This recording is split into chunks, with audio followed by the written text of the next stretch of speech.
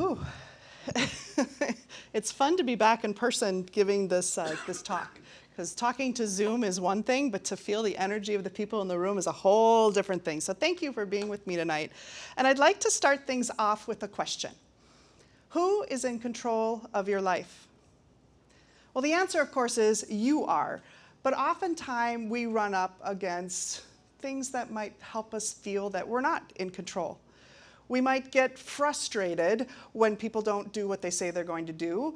And then we start to have some fear, those big, deep fears that are inside us. And then we start to worry that maybe our life isn't going to turn out the way we'd hoped it would turn out. So we've got frustration, fear, and worry. So what if we could flip frustration into fascination? We could flip fear into faith, and we could turn worry into wonder. Would that make a significant impact on your life?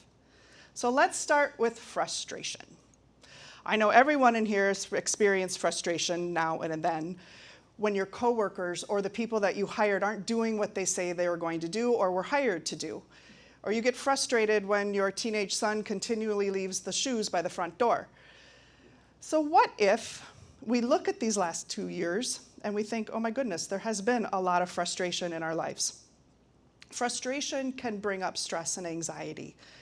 And I have a friend, his name is Dr. Terry Wu, and he is a neuroscientist. And he says that feeling not in control brings on fear and anxiety. So here's some research that he's actually done on this. They placed test subjects in a dark room, and then they pumped in a loud, obnoxious voice. Within moments, blood pressure rose in every single test subject because they had no control. When they repeated that study again with new volunteers, they gave each volunteer a button. And they told the volunteers, you can control the volume simply by pressing the button. So when the loud, obnoxious music started, every single volunteer pressed the button. And even though the sound did not change, the anxiety levels, the blood pressure didn't rise, because those test subjects had a sense of control. So I'm sure all of you can think of the last 2 years has been rather frustrating with COVID. And when it happened, we did not have a button to push. So we are amazing creatures. We created our own button. What did we do? We hoarded toilet paper. That was our imaginary button to have some semblance of control. Now, when we want to turn frustration into fascination, it is not about being fascinated by the carts of toilet paper being rolled out of Costco. That is not what I'm talking about. What I'm talking about is surrender. It's about surrendering the things that we simply cannot control in our lives. What is making you so upset? Can you control it? If not, surrender to it. Now, you heard Travis introduce me as a metaphysics coach and consultant. So what does that mean? It means I work with the hidden forces that are all around us, influencing each and every day, whether we know it or not, and whether we believe it or not. And when I use these metaphysical tools, I can create some predictability. Predictability also gives us a sense of control. If you know what's coming, you can actually make choices around it. And I thought maybe you might like to know some things that you can start planning for that are coming.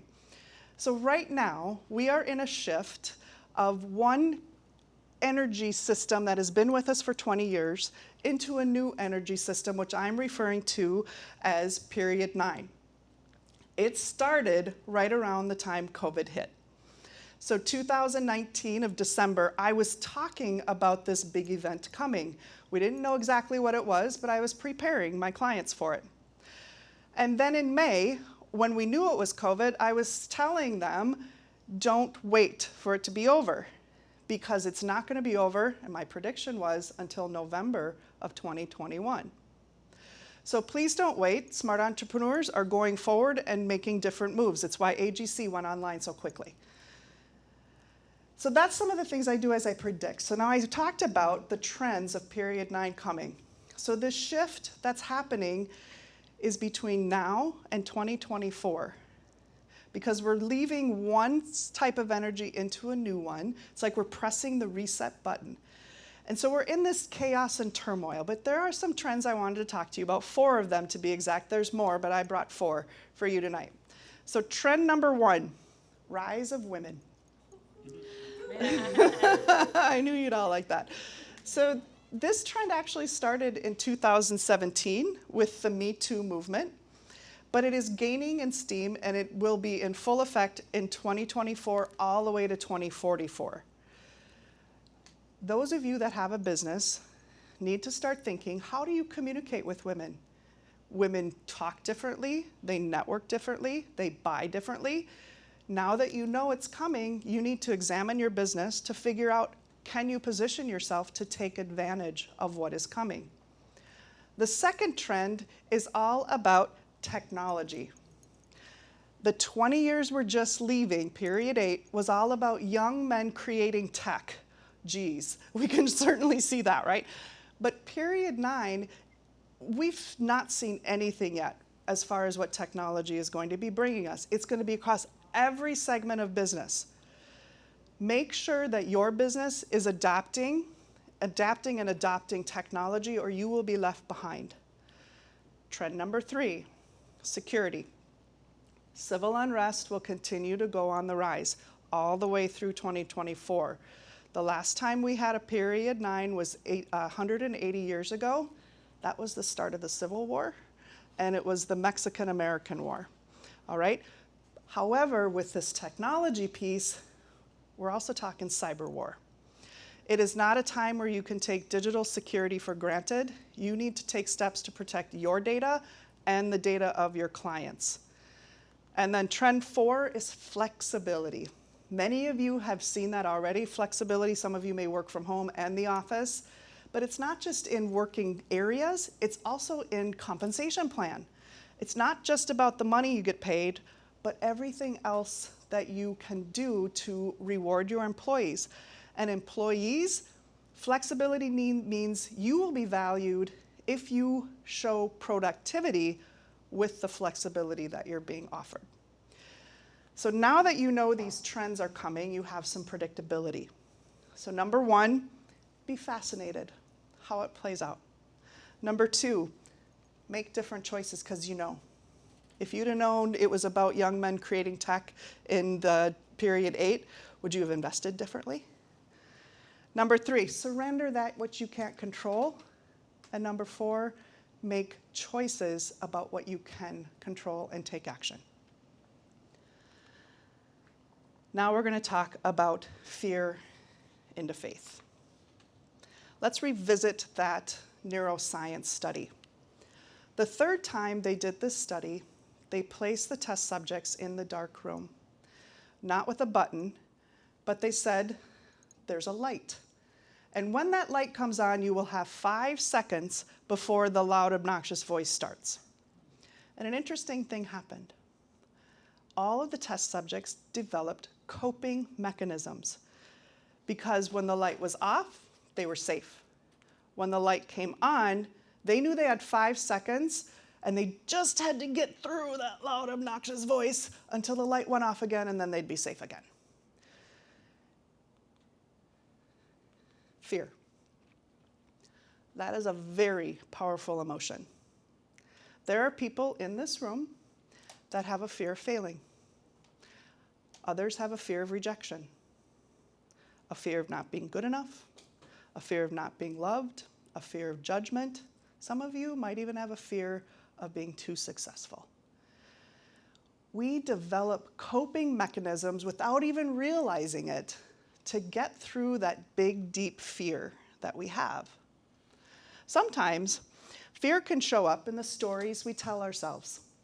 We tell ourselves stories about why someone acts the way they did or responds the way they did. We even tell stories to ourselves about ourselves, and that can create fear. Or maybe once upon a time, you failed at something, and now you lack faith in your own abilities. Or maybe someone let you down, and now you lack faith in other people. So fear is a pretty powerful emotion. So I'd like you to consider that one way to activate fear, or activate faith and kick fear to the curb, is to consider meditation. And as I was researching this, I was interested to find that Jerry Seinfeld, you all know Jerry Seinfeld, he says he loves meditation more than money and more than almost everything else in his life. And he's not alone. The CEO of LinkedIn, the former CEO of Minnesota-based Medtronic, and the former CEO of United Fuels all credit meditation with their ability to solve problems, with their creativity, and the competitive edge that they get in business. Now, some of you may just dismiss meditation because you're telling yourself a story that you can't meditate. I want you to reconsider that. And I see some people going, oh, she caught me. Now, as you go into meditation and think about it more, I'm asking you to consider that you can surrender, that you can also listen to that inner voice and take that next step that you feel yourself pulled toward, that you can take that next step to follow the idea, and then actually follow through when you take that next step. You know, it's really easy to kind of dabble, but it takes faith to take those next big steps into those ideas that you have. Now let's turn worry into wonder. I don't think I have to tell anybody in this room that your worries could be a mile long if you really wanted them to. You can worry about your health, your spouse's health, your parents' health. You can worry about your kids. You can worry about your bills. You can worry about everything. But did you know that only 91.3% of the time, those worries never come true? And that is scientifically proven. All right? So worry gets an F. Okay? Worry gets an F. So what I'd like to tell you is that our brains are incredibly powerful, and I'd like to illustrate that tonight with you. So if you're holding anything, set it down. I want you to sit comfortably in your chair. We're not doing a meditation. We're doing something different. So sit comfortably in your chair, feet flat on the floor, and I want you to close your eyes. Everyone's doing it, so don't think you feel funny. It's just everyone's doing it. I want you to take a deep breath. Hold it for a second at the top, and then exhale through your mouth. Now let's do that again. Inhale. Hold it. And then exhale. And let the distractions of the day fall away. Just sink into your chair and be nice and comfortable. And I want you to imagine with me. Imagine I am holding a lemon.